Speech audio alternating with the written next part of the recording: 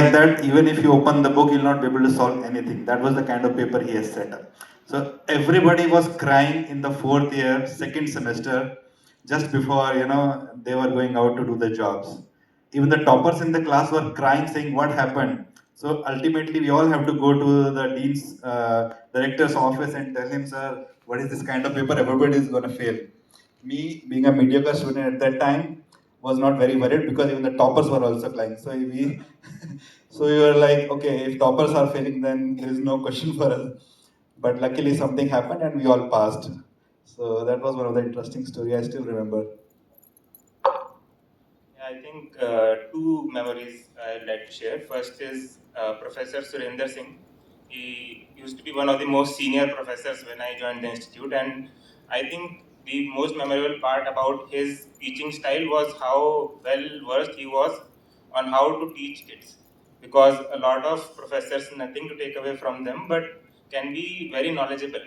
But how to impart it to a student was something that he was really great at. The second part, similar to the search experience of open book exam, Dr. Ghosh was famous for doing this in the metallurgical department. I think he's retired now, so probably not a challenge anymore for kids here. But what he used to do is he would set up the open book exam, and you would have this confidence until the day of the exam that you will be able to do it. I'll just share some data points from the results. The first midterm we were like a batch of 75 odd students. I think only 10 students had a double digit score out of 50. All the rest 65 were below that. I was one of those 65. I had 8 marks, I remember.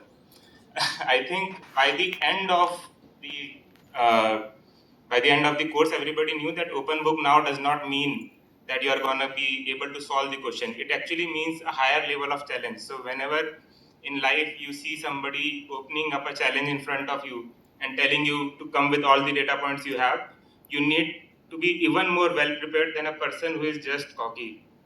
So I think that was the kind of learning, life learning you could take from that exam. That you can never be well enough prepared at any point of time. There can only be n number of learnings which can come after that. So I hope like you all got that idea that if it's an open book exam, you need to be more careful that this is gonna be tough. So moving further, sir, like this was like somewhat related to your IT Roorkee experience.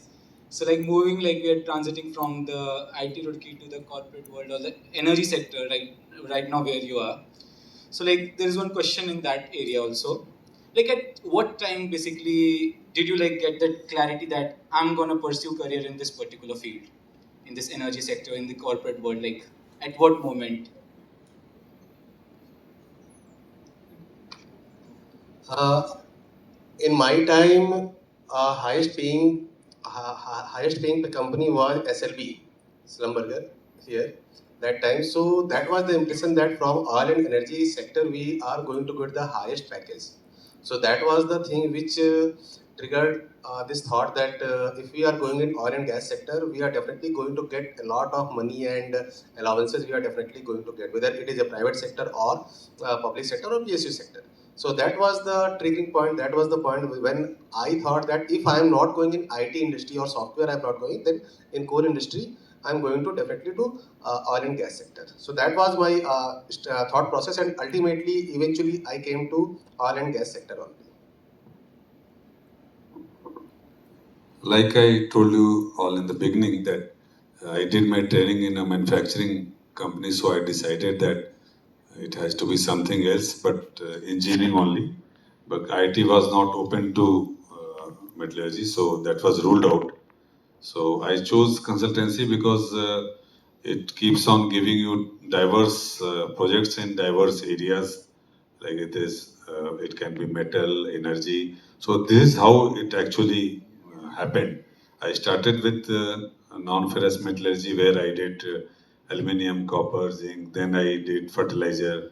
Now I'm doing uh, this oil and gas.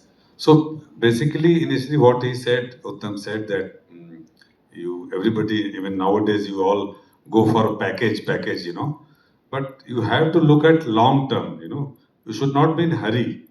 because you also have to see from my this journey. I can tell you that if we are able to solve bigger problems which are here, then only you will grow and our country will also grow.